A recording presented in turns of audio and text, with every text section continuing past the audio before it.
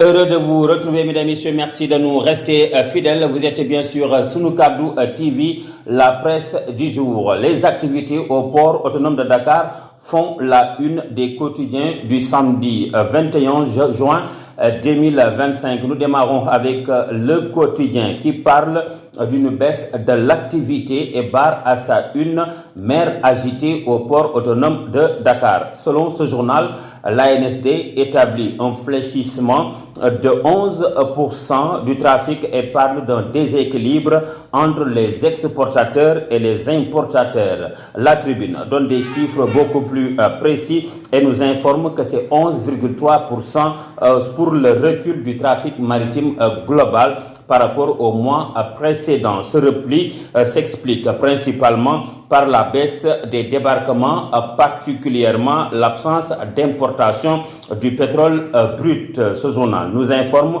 qu'à l'inverse, les embarquements ont progressé de 28,6%, soutenus par les marchandises diverses et les produits de la mer. Un produit qui se fait rare dans le marché, c'est le sucre en poudre, nous informe l'info de Dakar à la diète sucrée, pénurie ou manipulation. Une question que se pose ce journal qui nous livre la réponse du directeur conseiller à la compagnie sucrière sénégalaise. Selon lui, Lamotte, il s'agit d'une spéculation orchestrée par les trois principaux importateurs qui réalisent entre 30 et 40% de bénéfices pendant que l'État enregistre une perte de 100 000 francs sur chaque tonne de sucre importé. En tout cas, l'UNCS alerte et met en garde. Autre mise en garde, c'est celle de Guirassy sur la tricherie aux examens du bac et du brevet de fin d'études moins. Rewmi Quotidien nous apprend que le ministre de l'Éducation nationale met en garde les tricheurs qui, selon lui, risquent l'exclusion temporaire ou définitive. Et temporairement, des déballages sont notés à l'Assemblée nationale avec des accusations de gré à gré, entre autres, nous révèle Walf Quotidien qui nous parle de début de querelle intestine à Pastef, des tensions au sein du parti au pouvoir, ajoute l'évidence. Ce journal parle d'un clash parlementaire qui divise Pastef et des critiques de l'opposition après les révélations de Guy-Marie Sagna. Ce dernier, selon l'enquête, est un frondeur de l'intérieur en rupture avec son propre camp. Il défie Pastef sur les privilèges et l'éthique parlementaire. Interpellation au vitriol contre les ministres de la Santé et de l'Éducation nationale. Guy impose un style de redevabilité radical. En tout cas, sa posture, selon toujours l'enquête, divise jusque dans les rangs de l'opposition. Dans cette affaire, on note donc un échange houleux entre les députés de la mouvance présidentielle.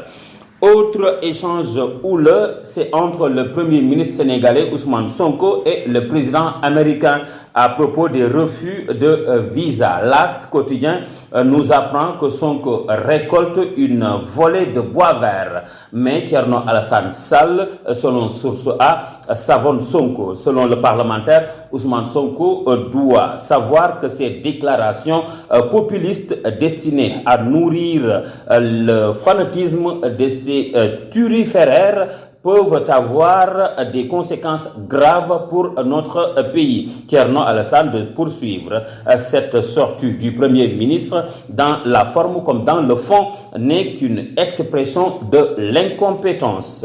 Incompétent ou pas, en tout cas, lui, Ousmane Sonko, est en visite en Chine pour le renforcement de la coopération sino-sénégalaise, nous libération des premiers pas vers une nouvelle ère de coopération, ajoute le quotidien national Le Soleil, le chef du gouvernement a quitté Dakar hier pour prendre part au forum d'été de Davos. En attendant son retour, les Échos nous informent que son dossier avec Mame Mbaye Niang refait surface et sur le rabat d'arrêt. Ce dossier sera examiné le 1er juillet prochain en chambre réunie et l'éligibilité de Sonko à la présidentielle prochaine est en jeu. Mesdames, Messieurs, c'était tout pour aujourd'hui.